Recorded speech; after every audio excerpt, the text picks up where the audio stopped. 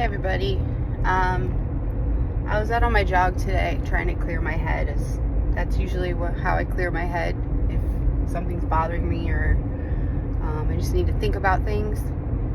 But I couldn't clear my head this time, so the only way I could think about communicating my thoughts is to talk into the phone. I'm driving on my way to work. I'm trying to be safe. And I know, I want to touch on, it's Native American Heritage Month this month, and it's coming to an end, and everyone's trying to diversify and be inclusive and decolonize certain areas of our life, or we're all trying to do the right thing. This cancel culture is just driving me crazy, because we can't just cancel things that are uncomfortable or uncomfortable to talk about. So to me, being an Indigenous person, we're already being canceled. We have a blood quantum going on right now. I have a Karuk native card that gives me health benefits and from the government, right? But my kids are descendants. They get that card as well. Their kids won't get that card and won't get benefits and won't be considered enough blood to be native anymore, or an Indigenous person. How is that okay? So we're already being canceled, not to even mention the past, let's say 10 to 15 years. People are just now getting to practice their own traditions and culture, and they're only just now being able to rebuild language, to be able to speak their own language again, because that was all taken away. That was all canceled. So going into the topic, which seems so little in comparison to all the problems Indigenous people already have. The Mohawk and the Choctaw, okay, yes, they're turns in figure skating named after tribes, right? People want to cancel those names. Okay, first of all, what gives those people rights to cancel out the Indigenous names? Do they even know why they're called a Choctaw or a Mohawk? Probably not. I didn't actually even know that, and I can be completely honest to say I was ignorant. I didn't know. I went and I looked it up when somebody asked me, and I couldn't tell them what it was. As the first Native American woman to compete in the Winter Olympics, I couldn't answer that question. I went and I educated myself to make sure that I could say and tell people why they were called what they were. So for these organizations to just say, oh, you know what, we're going to call it this instead because it's not right, it's going to hurt people or affect people, it's going to cause issues. No, the issue is you're not educating people as to why they're called what they are, and that opens the doors to more education about Indigenous events that happened, or mistreatment that needs to be acknowledged. We're already being canceled. You don't need to cancel the Mohawk and the Choctaw. You know what we need to do? We need to be more inclusive in figure skating and actually provide opportunity for Indigenous children to try and skate. You know why U.S. figure skating?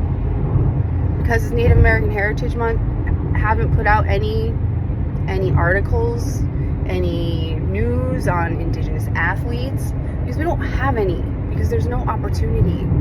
I've tried to provide opportunity.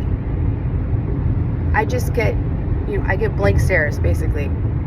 Well, they don't have money to put in the organization, or they don't have this, it's not going to work out, or, you know what, these people live on reservations sometimes, and they don't have a lot of money, but they would like to maybe improve their lives.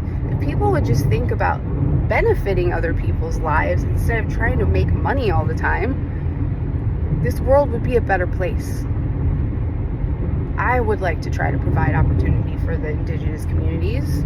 I do that with my own tribe. Karuk tribe has supported me 100% in trying to tell my story to Native youth. So let me ask you this. Has anybody ever asked the tribes themselves, hey, do you mind if we call this turn in our skating a Mohawk or a Choctaw? Did you ask the indigenous people of the country, hey, how do you feel about calling this turn a Choctaw or a Mohawk? Why don't we have a voice? Why is it that these organizations and these people saying we must call it a C-step and we must call it an S-step don't give us a choice or a chance to express our opinions? They just say cancel it. You know why? Because it's easier. Because then you don't have to explain the past. We can't always make things easier, guys. We have to face reality and educate people about what actually happened. You know, people are going to probably be mad at me for posting this or mad about my opinions, but I'm not an Indian. Indians come from India. I'm not a Native American. I'm not native to America. We were here before it was America. My relatives. So I'm an indigenous person to the land I live on. And I personally would like to be called an indigenous person. And that's just my preference. And a lot of people ask me questions all the time. And I've always been scared to say my opinion on things. I'm sorry this is such a long message, but it just makes me angry that we don't give the indigenous people a voice. We just say it and assume that this is going to affect them this way without even asking. So that's my opinion. Those are my thoughts. Those are off my chest. I personally don't mind calling these beautiful turns that we do, that we're supposed to be making fun of the indigenous people's dancing. They're not. They're beautiful turns. They're not ugly. They're beautiful. And we named them the Mohawk and the Choctaw. So, my question to you, why don't we give the indigenous people the choice of saying yes or no? Why do we, or big organizations or people who aren't even native,